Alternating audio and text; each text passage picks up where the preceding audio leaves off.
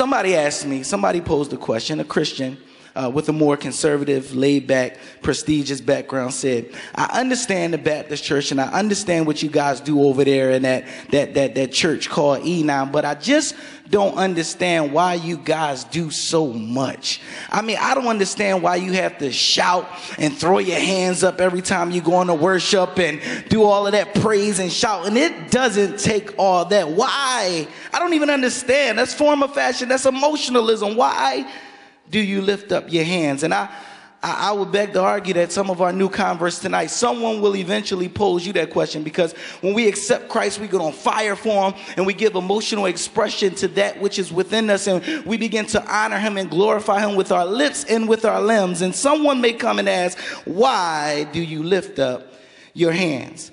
And I had to step back for a moment. I got offended, but I said, I'm a minister. I need to give you Bible. I know that yada is one of the 7 Hebrew words for praise, which means lifting your hands to God. And I know that Psalms 134 tells us, lift up your hands in the sanctuary. And I could argue very well that in 1 Timothy chapter 2, Paul tells us, when he gives us instructions in worship, that we ought to lift up our hands in a prayer posture. And I know these things, but when I really thought about why I lift up my hands in worship, I realize I do it for 2 reasons. I lift up my hands in total surrender, and I lift up my hands to be filled or empowered by the Spirit.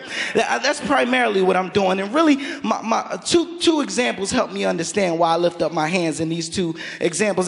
My wife helps me understand this, and my former teachers helps me understand this. Let me see if I can make it clear. My wife, she's a police officer, and my wife tells me as a cop that whenever she's pursuing a suspect, she will chase that person down, and the person may resist arrest. But when you corner a suspect, at some point the suspect will stop and put their hands up. And my wife seems to tell me that when a person stops and put their hands up, that's my signal that the threat level has lowered and the person is ready to surrender. She tells me that's when I know the person is ready to surrender and give up and just be arrested. They're not willing to fight or resist me anymore. Somebody's looking at me, but you need to understand, have anybody ever been in a place with God where you fought him and you resisted him for some time, and God had to get you to a place where he said stop fighting, and you said, God, I'm not fighting this thing anymore. I surrender. Arrest me. Do as you please. I'm yours.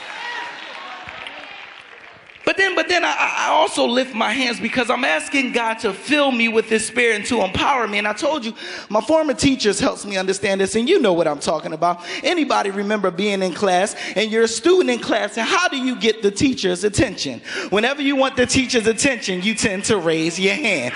Now, but watch this. Not only do you want the teacher's attention, but do you remember the teacher would ask a question or say, I'm going to choose one of the students, and you know the answer, and you just want to be picked and used by the teacher, and you say, I really know that. Pick me, pick me, pick me. And you lift up your hands. But watch this. When you really know the answer and you want to show everybody that you want the teacher to pick you, we lift up both hands and say, pick me, pick me. Somebody needs to know, when we raise our hands, we're saying, God, use me as you please. Fill my cup, empower me. I want you to use me. Send me, I'll go.